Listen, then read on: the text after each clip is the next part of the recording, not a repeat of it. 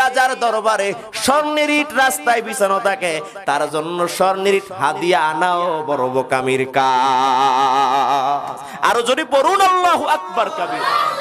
পয়গম্বর সুলাইমানের দরবারে ঢুকবেন আর বইতে অ্যাবাউট টার্ন রিটার্ন ব্যাক করে চলে যাবে, যে এই দরবারে ঢোকা যাবে না, না জানে ভিতরে আর কি আছে। এবার জিনদের সেই দারোয়ান ডেকে ডেকে বলে, এ দরবারে একবার আসলে আমাদের নবীর সাথে দেখা না কইরা যাওয়া যাবে না।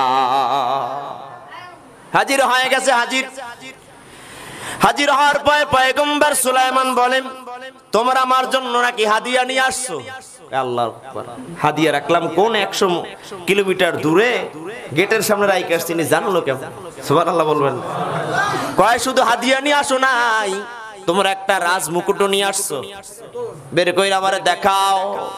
এবং তোমরা একটা মণি মুক্তা নিয়ে আসছো, সেই পাথরটা যদি কেউ ছিদ্র করতে পারে সূক্ষ্মভাবে, তোমাদের রানী বিলকিস বলছে সূক্ষ্মভাবে ছিদ্র করতে পারলে বুঝবা তিনি একজন পয়গম্বর। আর যদি ছিদ্র করতে না পারে, স্বাভাবিক কোন মানুষের পক্ষে করা তদানীন্তন সময় সম্ভব হবে না। যদি না পারে বুঝে নিবা পয়গম্বর সুলাইমান নবুয়তের দাবিদার, আসলে তিনি নবী না। দাও আমারে মণি মুক্তাটা দাও, মুক্তা দাও, আমি ছিদ্র করে দেখাবো। আল্লাহু আকবার কয় না? একজনে আর একজনের কানের ভিতরে টিপে টিপে করে আর বলে জানলো কেমনে? কেউ জানে না, বুঝেন নাই? এত আয়না ঘরের মিটিং, এত স্পেশাল কোয়ালিটি নিয়ে স্পেশাল ফোর্স নিয়ে মিটিং করলাম, এত গোয়েন্দা বিভাগের মিটিং, কেমনে জানলো? পয়গম্বর সুলাইমান বলে আমার তথ্যমন্ত্রী আমায় জানায়া দিয়েছেন। দের করো, দিছে নেনসা। পয়গম্বর সুলাইমান বল, পিপিলিকা কই? ইয়া আইয়ুহান নামলু দুখুলু মাসাকিনাকুম। ও পিপিলিকা কোথায়? দাঁড়ায় যাও, একটা সুতা তোমার মুখের ভিতরে নাও, নিয়ে সুতাটা সুন্দর করে কামড়ায় ধরো, আর এই মণিমুক্তার মধ্যখান জায়গাটা সূক্ষ্ম থেকে সূক্ষ্মভাবে ছিদ্র করে নাও, যেন একটা সেকেন্ডের জন্য আঁকা বাঁকা ছিদ্র হয় না। আল্লাহু আকবার জোরে বলুন। ছিদ্র করলো পিপিলিকা, জোরে বলেন কে? ড্রিল মেশিন করে নাই, করছেনি? অ্যাটম বোমা দিয়ে করে নাই, যুদ্ধস্ত্র দিয়ে করে নাই, যুদ্ধ বিমান দিয়ে করে নাই। একটা পিপিলিকাকে আমার আল্লাহ যে শক্তি দিয়েছেন, আপনার আমার চাইতে পিপিলিকা বড় শক্তিধর।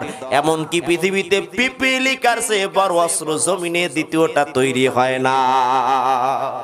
সুবহানাল্লাহ বলেন। পিপিলিকার দিয়ে ছিদ্র কইরা পয়গম্বর সুলাইমান বলে, যাও, ফিরে যাও, ফিরে যাও। তোমরা যেই সম্পদ আমার দরবারে নিয়ে আসছে, এগুলো আমার কাছে কোনো দামই নাই। তোমরা মনে করছিলে এই সম্পদের আমি পাগল, আমি আল্লাহর পয়গম্বর, এই সম্পদ আমার লাগবে না। ফালাম্মা জাআ সুলাইমানা ক্বালা আতুমিদ্দুনানি বিমাল ফামান আতানি আল্লাহু খায়রুম মিম্মা আতাকুম। তোমরা কি জানো আমার আল্লাহ আমাকে যে মাল দিয়েছেন, আমার আল্লাহ আমাকে যে অর্থ সম্পদ দিয়েছেন, আমার আল্লাহ আমাকে যে সম্পদ চালি করেছেন, খায়রুম মিম্মা আতাকুম, আল্লাহর দেওয়া সম্পদের কাছে তোমাদের এই সম্পদের কোনো দাম নাই। আমার আল্লাহর দেওয়া সম্পদ আমি সুলাইমানের কাছে সবচেয়ে দামি, সবচেয়ে উত্তম। সুবহানাল্লাহ। সুতরাং তোমরা জানো না, তোমাদের যে হাদিয়া বালাং তুম হাদিয়াতিকুম তাফরাহুন, তোমাদের যে হাদিয়া দেওয়া হয়েছে, যে হাদিয়া নিয়ে আসছো, এগুলো তো ফিরায় নাও। শুধু তাই নয়, তোমাদের রানী বিলকিস যে সিংহাসন এবং হাদিয়া আমার জন্য রাজমুকুট পাঠিয়েছিলেন, এর 1 গুণ নয়, 2 গুণ নয়, 3 গুণ আমি পয়গম্বর তাকে উল্টা ফিরায় দিলাম। আর জোরে বলেন, ইরজি ইলাইহিম, ফিরে যাও তোমরা তোমাদের আসল গন্তব্য, আসল নিরে। কিন্তু বেচারা 30,000 আর ফিরে যাইতে চায় না, আমরা তাই কে যাব? সুবহানাল্লাহ। কেন তাইকে যাবা? বলে এতদিন আমরা বলেছিলাম ইয়াসজুদুনা লিশ-শামসি, আমরা সিজদা করতাম সূর্যের, মিন দুনিল্লাহ, আল্লাহর বাদ দিয়ে সূর্যের পূজা করতাম আর সিজদা দিতাম। আজ আমরা বুঝলাম আল্লাহ যদি কাউকে সম্পদশালী বানায়, আল্লাহ যদি কাউকে দেয়, দুনিয়ার মানুষের হাজারো দেওয়ায় কোনো লাভ হবে না। আল্লাহ যদি কাউকে দেয় তার কোনোদিন অভাব থাকতে পারে না। তারা বলে আমাদের কালেমা পড়ে মুসলমান বানায় দেন। সুবহানাল্লাহ, বাড়ি যাই কইেন কি বানান? বলে আগে তোমাদের রানীর মুসলমান বানাতে চাই। বলে তত কথা বুঝি না, আগে আমাদের মুসলমান বানায় দেন। হয়ে গেল তারা মুসলমান, ফিরে গেল তাদের রাজার দরবারে, রানীর দরবারে ফিরে গেল। ফিরে যায়া একটানা 7 দিন ঘুম। রানী বিলকিস কয় আমি শুনতে পেরেছি গোপন সূত্রে যে আমার দরবারের যত 30,000 সৈন্য এবং মেহমান বৃন্দ বহির্বিশ্বে চলে গিয়েছিলেন, তারা ইতিমধ্যে 1 দিন 2 দিন নয় 7 days ago 7 দিন আগে এসেছিল, কিন্তু আজও পর্যন্ত তাদের কোনো খবরাখবর, তাদের পক্ষ থেকে কোনো সংবাদ মাধ্যম, কোনো বার্তা পেলাম না। কারণ কোথায়? দেখো তাদের এখনই তাদের তলব করো, আমার দরবারে হাজির করো। কেন? তারা আমার কোনো তথ্য জানায় নাই। ভালো মন্দ জানাবে না? এবার 30,000 হাজির হয়ে গেছে তাদের নেতা দাঁড়ায়। ও রানী বিলকিস, অত কথা বুঝি না, তথ্য দেওয়ার সময় নেই, আগে চলেন কালেমা পড়ে মুসলমান হবে। রানী বিলকিস অবাক হয়ে গেলেন, বেচারারে পাঠালাম কি করতে, আসলো কি হইয়া? সুবহানাল্লাহ বলবেন না? রানী বিলকিস বলে আমাকে বলো। বলে আপনি সাধারণ স্বর্ণের ইট নিয়ে এখানে বাহাদুরি করেন, আর মনে করেন আপনার মতো স্বর্ণের মালিক কেউ নাই, আপনি মনে করেন আপনার মতো টাকার মালিক কেউ নাই। এই ছোট্ট একটা সাবা রাজধানীতে বইসা আপনি মনে করেন এরকম সিংহাসন আর কেউ নাই।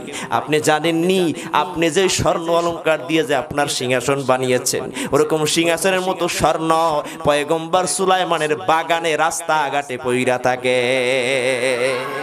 এ মুসলমান, ইমানদার কোন মাল অর্থ সম্পদের লোভী হয় না। পয়গম্বরকে বলা হয়েছিল, ও মুহাম্মদ আব্দুল্লাহর সন্তান, তোমাকে এই দুনিয়ার ভিতরে শ্রেষ্ঠ নারী দেব, তোমাকে অপ্রভাবশালী বানায় দিব, তোমাকে টাকার মালিক বানায় দিব, এরপরে তুমি শুধু দিনের দাওয়াত দেওয়া বন্ধ করে দাও।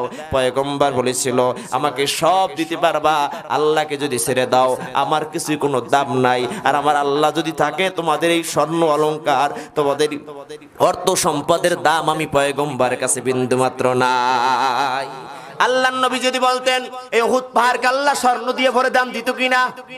জোরে বলে না কেন? স্বর্ণ দিয়ে শান্তি নাই, এই টাকা অর্থ সম্পদের শান্তি নাই। শান্তি একটা মানসিক প্রশান্তির নাম, যেটা রবের পক্ষ থেকে বান্দার উপরে নিপতিত হয়। পয়গম্বর সুলাইমান বলেন, কালেমা পড়ে মুসলমান হওয়ার পরে 30,000 সৈন্যের নেতা বলে, স্বরাষ্ট্রমন্ত্রী বলে, শোনেন ও রানী বিলকিস, সময় বেশি করা যাবে না, চলেন কালেমা পড়ে মুসলমান হবেন। আপনি যারা পরীক্ষা করতে যাওয়ার জন্য আমাদের পাঠিয়েছিলেন, পরীক্ষার বিনিময়ে তিনি আমাদের কি উপহার দিয়েছেন? পরীক্ষার বিনিময়ে তিনি আমাদেরকে উপহার দিয়েছেন, আমাদের মাথায় পাগড়ি দিয়া দিছে, আমাদের মুখে দাড়ি দিয়া দিছে, আমাদের হাতে মেসওয়াক ধরাই দিছে। জোরে কন্না সুবহানাল্লাহ। পরীক্ষার আর বেশি বাকি নাই। আপনি বলছেন এই মুক্তাটা নাকি ছিদ্র করা যাবে না, তাকায় দেখেন এত সূক্ষ্ম ছিদ্র করছে যে ছিদ্রের ভিতরে বিন্দু মাত্র কোনো ভেজাল নাই, সমস্যা নাই। ছিদ্র কেমনে হয়েছে জানেন? কোনো অ্যাটম বোমা দিয়া নয়, ড্রিল মেশিন দিয়া করে নাই, কোনো কামান দিয়া করে নাই, কোনো জিনদের দিয়া করে নাই। একটা পিপি লিখা হয়ে পয়গম্বর সুলাইমানের কথা শুনে। আর জোরে কর আল্লাহু আকবার। পয়গম্বর সুলাইমান বলে, চলো ও আমার রাজ্য যারা আছো সবাই আমার সামনে আসে হাজির হয়ে যাও, আমার দরবারে যারা আছে হাজির হও। কারণ রানী বিলকিস এখন রওনা হবে ফিলিস্তিনের কাছে, পয়গম্বর সুলাইমানের দরবারে এখন রওনা হবেন সব পরিষদ বর্গদের নিয়ে। মিটিং ডাইকা কয় আর দেরি করা যাবে না, আমার নেতৃত্ববৃন্দ যারা আছে, মন্ত্রী পরিষদের যারা আছে, তারা অলরেডি কালেমা পড়ে মুসলমান হয়ে গেছে। আমি দেরি করলে আমার ক্ষমতা তো থাকবে না, পদত্যাগ পলায়ন করারও জায়গা খুঁজে পাবো না, আর দেরি করা যাবে না। রানী বিলকিস এবার বলে, চলো 7 তলা বিশিষ্ট, কেউ বলে 40 তলা বিশিষ্ট, বিভিন্ন বর্ণনা আছে। 7 তলা বিশিষ্ট, 7টা দেয়াল দিয়ে ঘেরাও করে, 7টা তালা মেরে, 7টা দরজায় 7টা তালা মেরে 7 তলা বিশিষ্ট 7টি দেয়াল দিয়ে ঘেরাও করে পয়গম্বর সুলাইমানের দরবারে আসার জন্য রানী বিলকিস তার সিংহাসনকে তালাবদ্ধ করে প্রহরী কঠিনভাবে